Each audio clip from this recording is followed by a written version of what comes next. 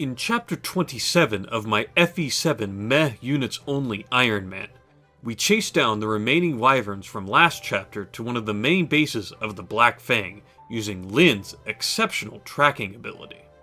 This map, just like Chapter 24, has two variants, the Jerme variant and the Kenneth variant. The Jerme variant is chosen if the cumulative levels of your units that promote via the hero crest, i.e. Dorcas, Bartray, Raven, and Guy, is higher than the cumulative level of all units promoted via the guiding ring, which includes Sarah, Urk, Lucius, and Canas.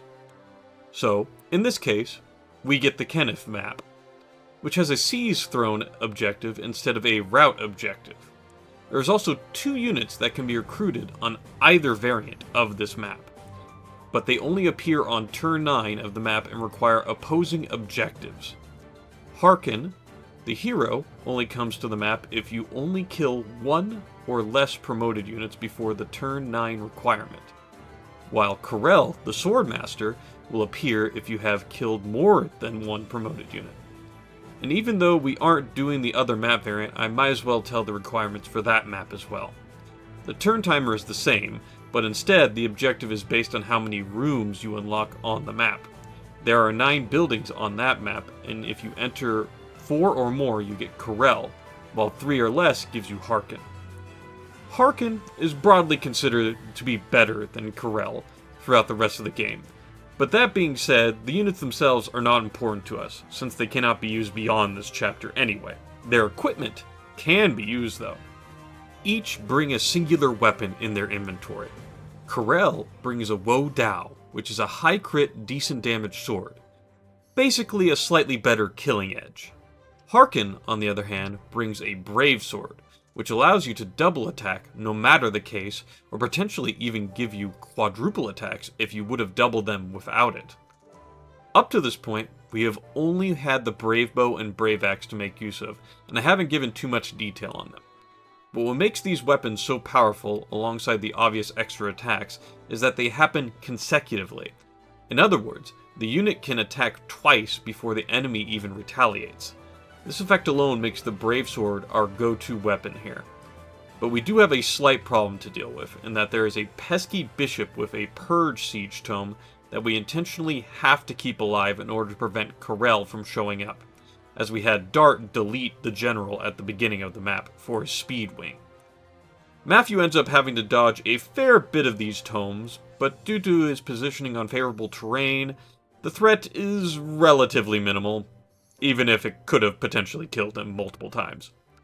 You can also see that the map itself isn't particularly large, but this map has weather effects in play. Snow, in this case. And yes, Canas is literally frothing at the mouth and having a mental breakdown from seeing frozen rain for the first time, and for whatever reason, he instinctively wants to scream at the top of his lungs. But between myself and the Lords, we are able to pacify him. Luckily, we only need him to level up his staff rank to B by the end of this chapter. So as long as we can keep him docile, he won't be causing any avalanches. Huh. That's weird. Why did my nose bleed?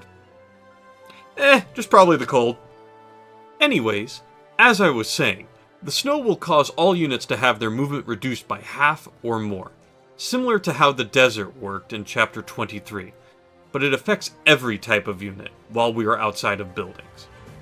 There are occasional reprieves from the snow, but it usually breaks off when a large clump of units can easily close the gap on my army. It's tough going moving down this tight 2-lane corridor, but we are able to eventually get the majority of our army to deal with the large amount of wyverns and thieves that are trying to take all the treasure in the central northern building. We continue this march until Harkin shows up on turn 9 to be recruited by Ellawood. Since he is now on the team, we take the time to split up and clear out the promoted squads throughout the map, while Oswin and Dart make their way back from cleaning out the southern reinforcements. Lastly, we place Sarah in range of the boss Kenneth's Purge Tome, which she can easily tank with her high resistance, and as we clean up the rest of the threats, we have Wrath level up to 20, and shortly thereafter promote to Nomad Trooper, which gets access to swords as a secondary weapon. which is completely irrelevant as bows are the superior weapon. Isn't that right, Will? Once Kenneth runs out of Purge Tomes, we send Matthew to collect the Guiding Ring, the Blue Gem, and the Talisman. During this, we also employ a truly degenerate strategy to maximize the amount of staff XP Canas gains on this map. We completely disarm Harkin and place him just in range of the Swordmaster guarding Kenneth's chamber. Harkin has enough bulk that he can never die to the Swordmaster even with a crit. This allows us to use healing stabs at least 20 times on Harkin, while he uses his face as a sword breaker. With the staff experience gained and the Swordmaster disarmed, we have Lucien kill the final bodyguard, who can only helplessly glare at the squishy monk, as he is killed using a simple lightning tome, leaving us with just Kenneth on the map. A fairly strong bishop that can usually do a large amount of damage to all my units without Ninian's buffs, using his aura tome. Elowood just crit and killed him. Oh, okay, bye Kenneth!